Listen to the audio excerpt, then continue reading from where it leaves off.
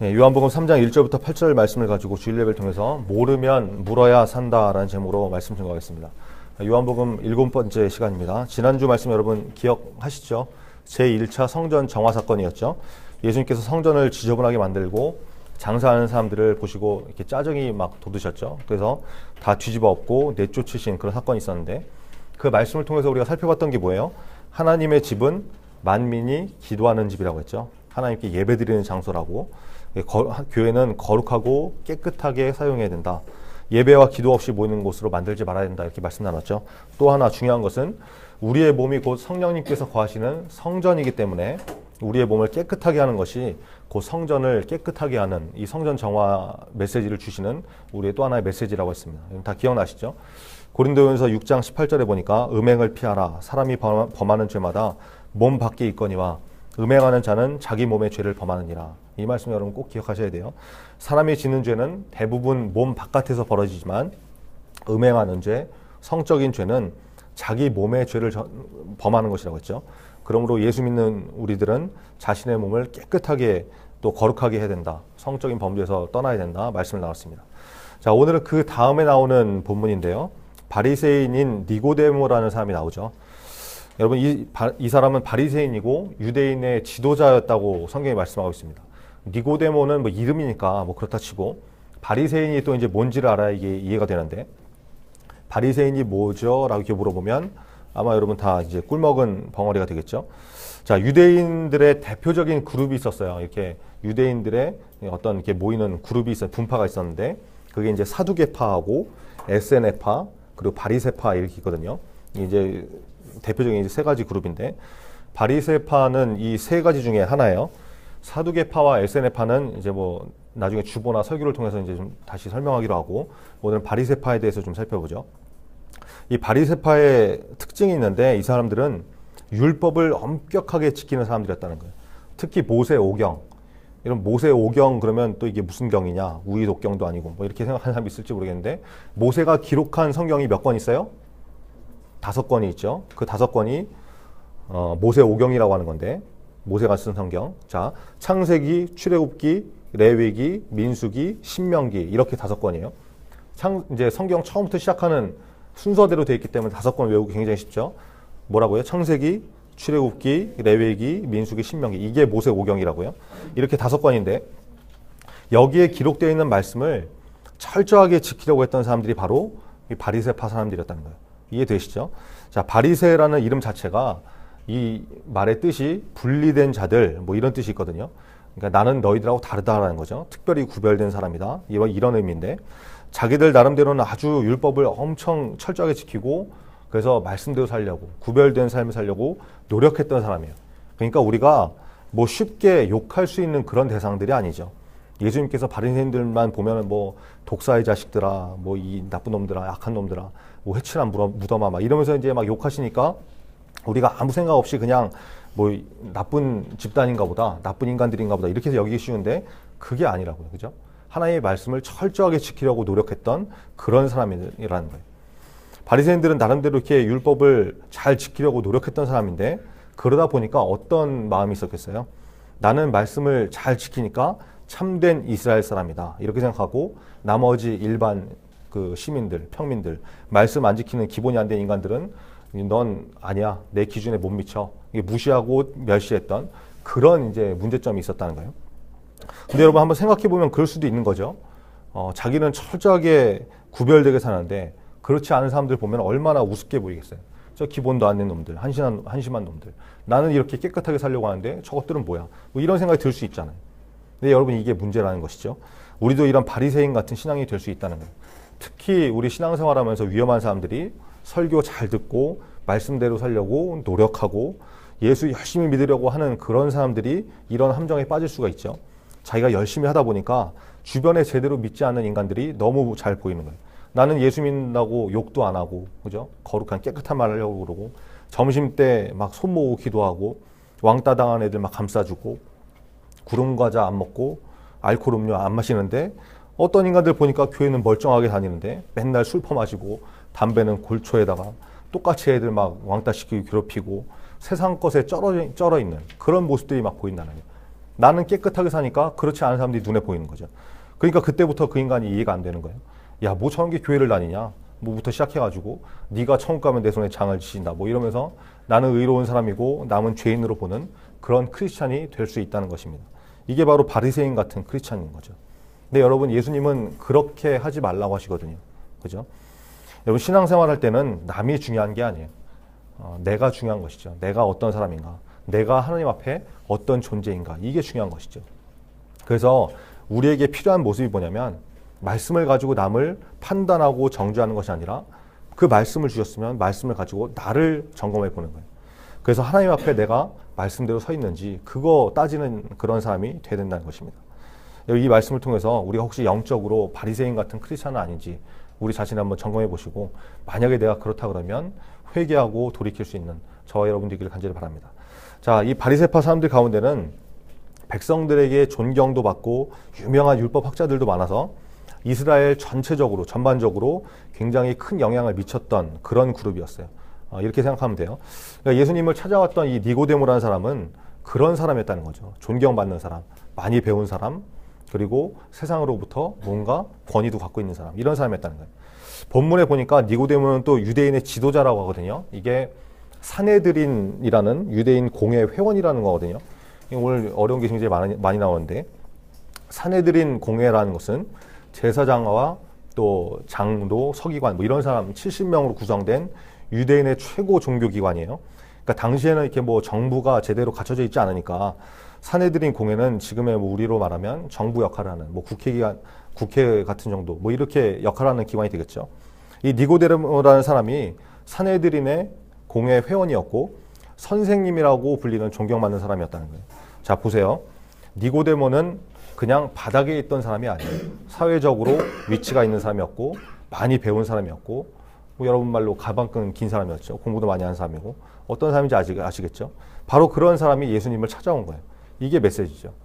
니고데모는 남들 보기에 부러울 것이 없는 사람이었습니다. 사회적인 위치도 있었고 배울 만큼 배웠고 먹고 사는데 지장이 없었던 사람이에요. 근데 풀리지 않는 문제가 있었다는 것이죠.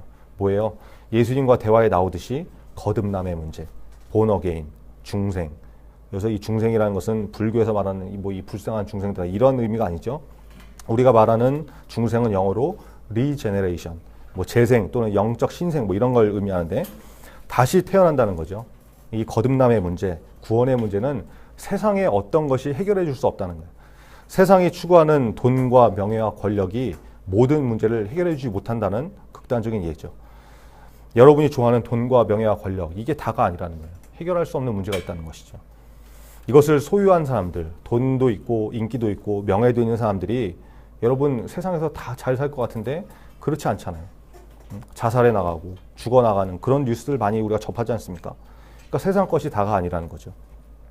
그러므로 우리도 일평생을 그런 돈과 명예와 권력 이런 걸 쫓아다니면 영적으로 해결되지 않는 문제가 남아있기 때문에 불쌍한 인생이 될 수밖에 없다는 거예요. 여러분, 세상 것으로는 해결할 수 없는 문제가 반드시 있습니다. 그래서 니고데모가 어떻게 했어요? 예수님을 찾아 나왔다는 거죠. 이게 중요한 거예요.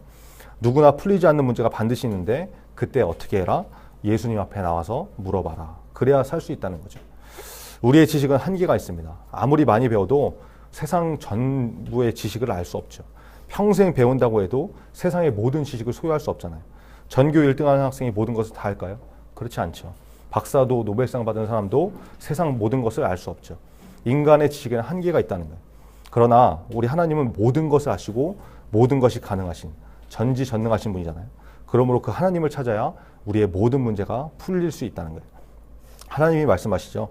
이사야 55장 9절에 보니까 이는 하늘이 땅보다 높음 같이 내 길은 너희의 길보다 높으며 내 생각은 너희의 생각보다 높음이니라. 하나님과 우리는 하늘과 땅 차이다. 고린도전서 1장 25절에는 하나님의 어리석음이 사람보다 지혜롭고 하나님의 약하심이 사람보다 강하니라 이렇게 말씀하죠. 여러분, 하나님께 어리석은 것이 있을 수 있을까요? 하나님께 약한 것이 있을 수 있을까요? 없잖아요. 근데 그렇게 표현할 정도로 인간은 어리석고 하나님은 지혜로우시다. 인간은 약하지만 하나님은 상상도 못할 만큼 강하시다. 이걸 말하는 것이죠. 그러므로 우리의 머리와 지혜로는 다 알 수 없는 것이 있다는 것이죠. 그래서 우리에게 필요한 모습이 뭐냐? 하나님 앞에 겸손한 인생이 되어야 되고 우리가 모르는 것에 대해서 하나님께 물어볼 줄 아는, 그죠? 하나님께 답을 구할 줄 아는 그런 인생이 되어야 된다. 그래야 우리가 살 수 있다는 것입니다. 그러면 이런 질문이 있을 수 있죠. 누구에게 물어야 되냐? 어떻게 물어야 되냐? 그러면 답은 성경밖에 없잖아요. 하나님의 말씀인 성경을 통해서 하나님께 물어야 되고 하나님께 기도를 통해서 하나님께서 주시는 답을 우리가 구해야 되겠죠. 이게 정답이죠.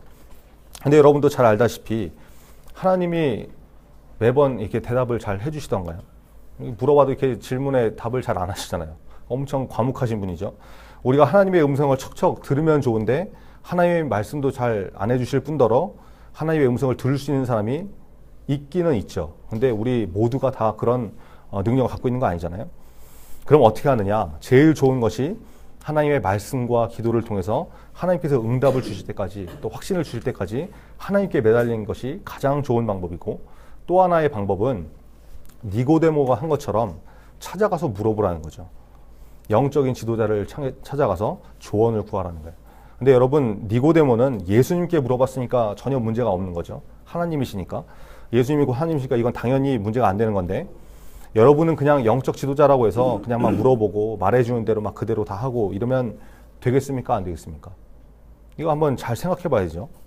참 애매한 질문이긴 한데 그러면 전도사가 얘기하는 거 들으라는 거냐 말라는 거냐 뭐 이게 애매한 질문이긴 한데 자칫하면 위험하기 때문에 주의해야죠. 그죠? 조건이 있어요. 반드시 믿을 만한 제대로 된 영적 지도자인지 확인하고 물어봐야 안전한 것이고 그러면 여러분 믿을 만한 영적 지도자인지 아닌지 우리가 어떻게 알 수 있을까요? 뭔가 문제가 있어서 상담이나 질문을 했을 때 어떻게 반응을 하느냐 보면 대략 알 수가 있어요. 영적인 지도자라는 사람이 무조건 뭐 물어보고 질문하면 자기 경험과 생각대로만 조언하고 그 영적 지도자한테 유리한 쪽으로만 답변을 한다. 이러면 좀 위험하다고 생각하시면 됩니다. 무슨 말인지 알겠죠? 항상 이 영적 문제를 이런 문제들을 영적인 지도자 마음대로 막 하는 것 같고 성경에 비춰봤을 때 아닌 것 같은데 뭐 조언과 방향을 그렇게 제시한다. 그럼 이거 주의해야 된다는 거죠. 근데 항상 뭘 가서 물어보면 꼭 성경을 통해서 방향을 제시하고 뭐 같이 기도할 테니까 한번 기도해보자. 뭐 이렇게 반응한다 그러면 이건 굉장히 믿을 만한 사람인 것이죠. 왜 그렇습니까? 사람의 지혜는 한계가 있고 부족한 것인데 사람의 경험이나 생각만 가지고 답을 해줄 수가 없잖아요. 그죠? 그래서 불변하는, 변하지 않는 진리, 하나님의 말씀을 통해서 항상 방향을 제시하고 함께 기도하면서 조언할 수 있는 그런 것이 가장 지혜롭고 정확한 것이죠. 그걸로 우리가 판단할 수 있다는 거예요. 만약에 여러분이 어떤 문제가 있어서 뭐 저한테 이렇게 물어보고 상담을 하고 그러는데 맨날 뭐 제가 제 생각만 얘기를 해주고 여러분을 제 마음대로 막 조정하려고 그런다 그러면 다시는 묻지 마세요. 저한테. 묻지 마시고 다른 영적 지도자를 찾아가시든지 아니면 여러분이 직접 하나님과 말씀과 기도를 통해서 방향을 구하는 것이 더 정확한 것이죠. 그게 사는 것입니다. 저를 믿고 따라주시는 것도 중요한 것이지만 저도 변할 수 있잖아요. 그죠? 변질될 수 있죠. 제가 앞에 있는 사람이 항상 옳은 것이 아니잖아요. 하나님 뜻대로, 하나님 말씀대로 기도하고 이렇게 말해주는 것이면 따라도 되겠지만 그렇지 않은 것 같다 그러면 잘 주의해서 분별해야 된다는 거예요. 여러분 인생에 하나님의 말씀과 기도로만 여러분을 지도하고 인도할 수 있는 그런 영적 지도자를 만나는 축복을 다 만나길 바랍니다. 자, 니고데모가 밤에 예수님을 찾아와서 얘기를 했죠. 이 밤에 왔다는 것은 그만큼 긴급하거나 간절함이 있어서였기 때문일 수도 있고 아니면 사람들의 눈을 피해서 밤에 왔을 수도 있다. 이런 해석들이 있는데 하여튼 지금 그건 뭐 중요한 게 아니니까 일단 참고만 하시고 니고데모가 예수님을 찾아와서 이렇게 얘기하죠. 선생님, 당신은 하나님으로부터 온 선생님인 줄 압니다. 선생님이 하신 일들은, 기적들은 하나님께서 함께 하시지 않으면 할 수 없는 일입니다. 이렇게 얘기를 하죠. 그랬더니 다짜고짜 예수님이 뭐라고 대답하세요? 3절에 보니까 예수께서 대답하여 이르시되 진실로 진실로 내게 이르노니 사람이 거듭나지 아니하면 하나님의 나라를 볼 수 없느니라. 니고데모가 했던 말하고 전혀 상관없는 것 같은 얘기를 지금 예수님이 하시고 계시죠. 왜 그렇습니까? 니고데모가 고민하고 있던 것은 구원의 문제였기 때문에 그래요. 예수님이 그걸 아시는 거죠. 그러니까 예수님이 야, 딴소리 하지 마. 너 지금 구원의 문제 때문에 왔잖아. 네가 궁금한 건 그거잖아. 인사치레하지 말고 본론으로 들어가자. 너 구원받으려면 너 거듭나야 돼. 중생해야 돼. 다시 태어나야 돼. 이 말씀을 해주시는 거죠. 그런데 이 똑똑한 니고데모라는 선생이 지도자가 예수님의 말씀을 이해를 못하죠. 아니 다시 태어나다니요. 내가 지금 나이가 몇인데 늙었는데 뭐 엄마 뱃속에 다시 들어갔다 나와야 됩니까? 어머니 그러면 참 힘드실 텐데. 뭐 이렇게 얘기하죠. 이렇게 얘기하니까 예수님께서 이번에는 더 명확하게 거듭남에 대해서 설명을 해주시는 거죠. 그게 5절 말씀이죠. 예수께서 대답하시되 진실로 진실로 내게 이르노니 사람이 물과 성령으로 나지 아니하면 하나님의 나라에 들어갈 수 없느니라. 두 가지를 말씀하시죠. 물과 성령. 여러분 여기서 물은 세례를 의미하죠. 세례라는 것은 굉장히 큰 의미가 있어요. 중요한 것만 말씀드리면 물로 세례를 받는다는 것은 여러분 물은 어떤 역할을 합니까? 더러운 것을 씻어내는 역할을 하죠. 여러분이 손이 더러워지면 뭘로 씻어요? 뭐 이렇게 물어보면 또 이제 뭐 한번 골탕 먹어봐라 이러면서 물티슈로 씻습니다. 세정제로 씻습니다. 이렇게 말하는 인간이 있을 수 있겠지만 원칙적으로는 물을 물로 씻는 것이죠. 그죠? 그러므로 우리가 지은 죄들, 더러움들 이것을 물로 씻어낸다는 의미가 있는 것이 세례라는 거예요. 또 원래는 세례를 받을 때 여러분 세례 요한이 그 어디서 세례를 줬었어요? 요단강에서 세례를 줬었죠. 이 강가에다 사람을 아예 이렇게 집어넣어가지고 물에 다 잠기게 이렇게 세례를 준다고 그러거든요. 무슨 의미입니까? 물 속에 내가 들어가서 익사했다. 물 속에 들어가 내가 죽었다. 옛사람은 내가 물 속에 들어가서 죽어버리고 다시 태어났다. 살아났다. 이 의미가 있는 게 세례라는 것이죠. 이게 무슨 말인지 알겠죠? 또 세례는 영적으로 예수님과 결혼식을 의미하는 거예요. 세례를 받기 전에 고백을 하잖아요. 마치 결혼식에서 신랑 신부가 서약을 하는 것처럼 세례 받을 때 그렇게 문답도 하고 뭐 질문하면 답도 하고 그렇게 하죠. 그런 의미가 있어서 중요한 것인데 여러분 이 자리에 있는 분들은 세례 이미 받으신 분도 있고 안 받은 사람들도 많이 있는데 나이가 돼서 세례 받을 자격이 되면 열심을 내서 세례를 받기 바랍니다. 뭐 세례 교육이 뭐 힘들고 그래서 뭐 귀찮고 그래서 안 받고 이런 사람이 있다는 것 같은데 뭐 꼭 받아야 되냐? 예수님만 잘 믿으면 되지. 뭐 이런 자세로 나오면 안 된다는 거예요. 여러분 세례를 안 받는다고 구원 못 받는다든지 뭐 지옥 간다든지 이런 건 아니죠. 예수님이 십자가에 달리셨을 때 오른쪽인지 왼쪽인지 성경에 명확하게 안 나와 있지만 한편 강도가 구원을 받았죠. 그런 사건이 나오잖아요. 그 사람이 세례를 받았어요. 받을 시간도 없었을 뿐더러 세례를 받지 않았죠. 십자가에 달려있다가 예수님이 야 너 잠깐 나하고 내려와봐. 세례 받고 뭐 구원받자. 이렇게 하지 않으셨잖아요. 그래도 구원을 받았거든요. 그죠? 그런 경우도 있지만 특별한 경우도 있지만 예수님의 거듭남의 문제에 대해서 물로 거듭나야 된다라고 이렇게 특별히 강조해서 말씀하신 것은 그만큼 세례가 중요한 것이기 때문에 강조하신 것이죠. 그러니까 여러분 받을 수만 있다 그러면 꼭 열심을 내서 받는 그런 모습이 있어야 된다는 것입니다. 다음번에 세례식을 한다 그러면 여러분 좀 자진해서 뭐 좀 받아라 이렇게 설득하고 권유하고 이러지 않아도 여러분 스스로가 좀 이렇게 욕심을 내서 받을 수 있는 그런 중고등부가 됐으면 좋겠습니다. 자, 그리고 물로 세례를 받아야 된다 말씀하시고 또 성령으로 거듭나야 된다 말씀하시죠. 여러분도 그런 경험 다 해봤을 거예요. 수련회 같은 데 가면 성령께서 강하게 역사하셔서 성령 체험을 하고 그러는데 성령의 임재하심을 경험하기 위해서 여러분 사모하고 기도해야 됩니다. 그러면 하나님께서 성령을 부어주셔서 성령을 체험하게 돼 있어요. 여러분 간절한 마음으로 같이 기도하자고 기도문을 써서 나눠준 것도 그런 의미예요. 성령의 임재하심을 구하는 그런 기도를 같이 해야 되기 때문에 여러분 성령을 받으면 그것이 방언의 역사로 나타나기도 하고 여러 가지 증거들이 나타나죠. 그런 체험들 또 성령을 통해서 성령님을 만나는 그런 체험들을 여러분 이번 수련회를 통해서 좀 잘 했으면 좋겠습니다. 그래서 좀 열심히 해서 수련회에 참여하시고 하나님 앞에 좀 성령의 임재를 간구하는 그런 기도도 열심히 좀 하였으면 좋겠어요. 자, 물과 성령으로 나야 된다라는 것은 이런 의미들이 있다는 거예요. 여러분에게 기회가 주어질 때 사모하는 마음으로 세례도 받으시고 성령 받게 달라고 여러분 기도하셔서 성령의 임재를 경험하고 다시 태어날 수 있는 거듭나는 그런 청소년들이 다 되기를 간절히 바랍니다. 말씀을 뵙겠습니다. 니고데모가 예수님을 찾아왔죠. 이제 또 뒤에 나오면 또 중요한 말씀들이 또 나오는데 본문이 길기 때문에 이제 다음 주에 또 한번 나눠볼 거예요. 이 니고데모의 모습을 통해서 예수님을 찾아온 그 모습을 우리가 좀 기억해야 됩니다. 여러분도 예수님 찾아와야 여러분의 문제가 해결되게 돼 있어요. 믿음이 흔들리고 어려움이 있고 신앙생활을 하다가 넘어지는 때도 있지만 그때마다 하나님 말씀 붙들고 기도하면서 응답 받으시고 하나님 앞에 나올 수 있는 그런 중고등부가 다 됐으면 좋겠습니다. 시험 기간이라고 해서 공부한다고 여러분 이 한두 시간 예배 안 드리고 공부한다고 얼마나 성적이 오르겠어요. 저는 자신하는데 여기 있는 사람들이 더 잘 보게 될 것입니다. 여러분 예배를 그렇게 하찮게 여기면 안 돼요. 에서가 하나님의 복을 장자권을 경홀히 여겼다고 했죠. 중요하지 않게 여겼다고 했죠. 결국은 하나님께 버림받는 인생 됐습니다. 여러분, 예배가 중요하다고 그렇게 강조하고 있는데 시험 기간이라고 이렇게 빠지면 안 되겠죠. 여러분, 이 말씀 좀 기억하시고 하나님 앞에 드리는 예배를 가장 우선으로 여길 수 있는 그런 여러분 됐으면 좋겠습니다.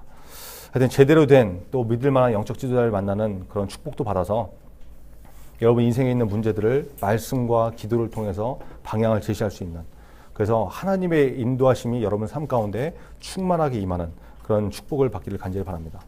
예수님이 강조하신 거듭남의 방법, 물과 성령 말씀하셨죠. 물은 세례를 의미한다고 했고 성령은 성령 체험을 말한다고 했습니다. 여러분 이거 기억하시고, 세례 안 받은 사람들은 세례를 기도하시고 준비해서 받으시고, 또 성령 체험이 없는 친구들은 성령 체험을 하게 해달라고 특별히 기도하셔서 이번 수련회 때 하나님께서 주시는 성령을 좀 다 받는, 체험하는 우리가 되기를 간절히 바랍니다. 기도하겠습니다. 오늘 말씀 기억하면서 하나님, 내가 만나는 문제들을 말씀과 기도를 통해서 응답받게 하시고 또 우리 일평생 동안 좋은 영적 지도자를 만나게 하셔서 올바른 방향으로 하나님 뜻대로 인도받게 해달라고, 그리고 물과 성령으로 거듭나는 우리 모두가 되게 해달라고 오늘 말씀 기억하면서 같이 기도하겠습니다.